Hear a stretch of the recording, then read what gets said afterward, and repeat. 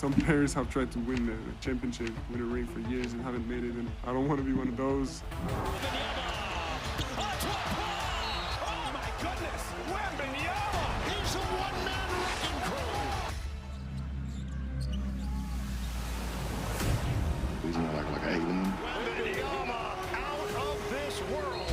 I'm trying to win a ring ASAP, so be ready.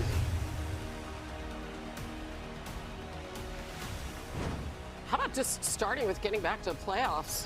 Yeah. Spurs have a 6-year drought. They're facing the Knicks today, 1 Eastern on ABC. They're on an 11-game win streak. And during that streak, Wemby is averaging more than 22 points, 11 boards, 3 blocks a game. He is a front runner for Defensive Player of the Year. Our NBA championship head coach, Michael Malone, joins us this morning, obviously there in his hotel as he gets ready to walk over to Madison Square Garden for the call.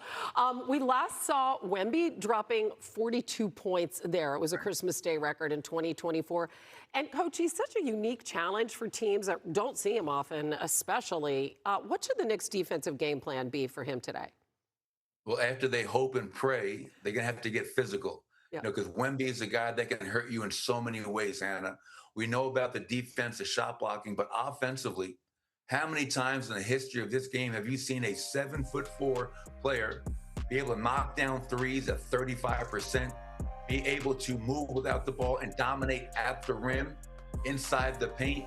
He can put the ball on the floor, has a really soft touch, and having coached against him, he presents a lot of nightmare challenges. Mike Brown will use OG Anunoby at times, but I think he's a little bit too small. Victor can shoot over him. Karl-Anthony Towns will get matchup minutes on him, has to stay out of foul trouble. And I think Mitchell Robinson off the bench will also get a chance to go out there. But against a great player, look, you have to give him different looks, try to keep him off balance. And, you know, it's interesting because other teams have tried to, especially on this East Coast swing that they're on, really play them physically. But the Spurs are very tough to rattle. You know, Wemby, it never seems to get in his head or upset him, and the rest of the team follows suit. And then you have like a different player stepping up every night, it seems, for them, especially as he struggled offensively. I mean, what impresses you about this Spurs team? Well, so many things. And I want to start off with Mitch Johnson, their head coach. Give him credit because, one, he's following arguably the greatest NBA head coach of all time in Greg Popovich. Not an easy challenge for any coach. And then he has them way ahead of schedule. They're a game and a half behind Oklahoma City, defending champs. They've beaten them 4 times this year, Hannah. So they're not afraid of playing anybody. And then you just touched on it. I love watching them because of their depth. We know about Wemby, everything he does, the gravity he brings. But when you got guys like Stephon Castle, reigning Rookie of the Year, one of the best two-way players in the league, the Aaron Fox, a 2-time All-Star, Julian Champagnie, who knocked down a franchise record 11 threes in their win on New Year's Eve, Keldon Johnson right here in the running for 6th Man of the Year. They have so many weapons. And when Wemby may not have a great offensive night, 2 things you know. His teammates are going to support him, and he's still going to be defensive-minded and patrol the paint and get the Spurs out and running. Yeah, a guy who leads the NBA in blocks. Okay, so the other night you were calling the Cavs-Pistons game. And by the way, let's hope the horn works at Madison Square Garden because you were there for that 16-minute delay. So you know and have seen firsthand just how loaded the East is, okay? The Knicks are right there, but they're a very inconsistent team. And I'm just wondering how you see the Knicks right now and what you need to see from them down the stretch. Well, I think you touched on it. I think you can go down to the top 4 teams in the East and come up with one word that kind of is a question mark for them. And with New York, it is consistency.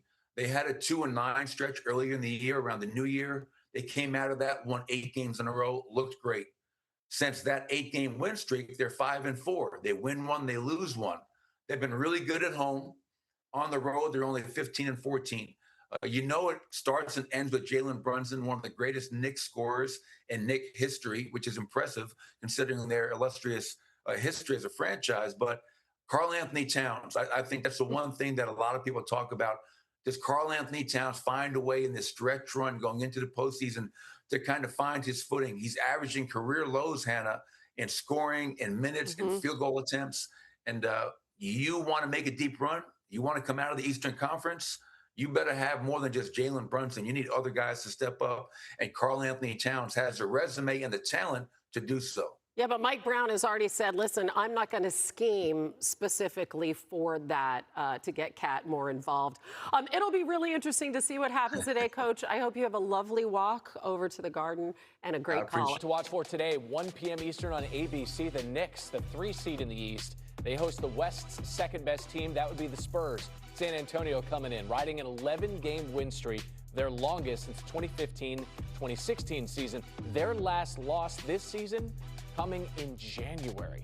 ESPN NBA sideline reporter George Sedano joining us now. George, you're going to be on the sideline reporting for Spurs and Knicks at MSG, right across the street from where you are now. And we see how dominant Wemby has been in this winning streak. What are his teammates saying about his mindset as a competitor? Well, it's interesting, Randy. They talk about just the competitive nature of a 21-year-old. You don't normally see it from this young of a player. It's interesting because I'll tell you a personal story. So I spoke to him. I had the game right before the All-Star break, and I said to him, hey, what are you most looking forward to when it comes to the All-Star break? And he said, well, beyond the games, it means I get to get an extra hour of sleep and I don't have to be as regimented as I normally am. And yet we all know he wanted to beat everybody at the All-Star game.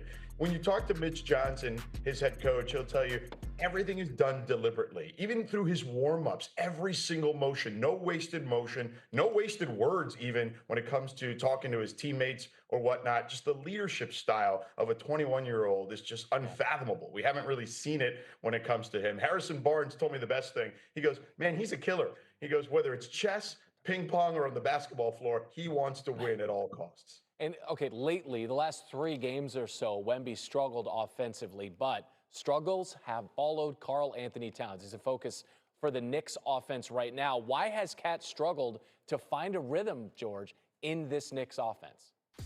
You know, I think it's really just they haven't found a real flow for him within this Mike Brown offense. It's not the same offense they had last year. As you see there on that graphic, a career low in minutes, a career low in field goal percentage, and a career low in field goal attempts. By the way, that points per game is the lowest since his rookie year. The reality is, when I spoke to Mike Brown about this a while ago, maybe like a couple weeks ago, I had them.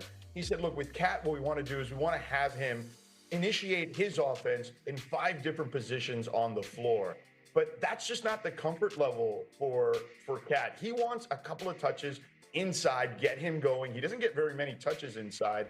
And I think that's really what they need. They need to get him in the flow of the offense again and get him some of those easy ones. That way he's not just a spot-up shooter. So I think there's a bit of frustration across the board on how to make sure they get Cat involved in the offense.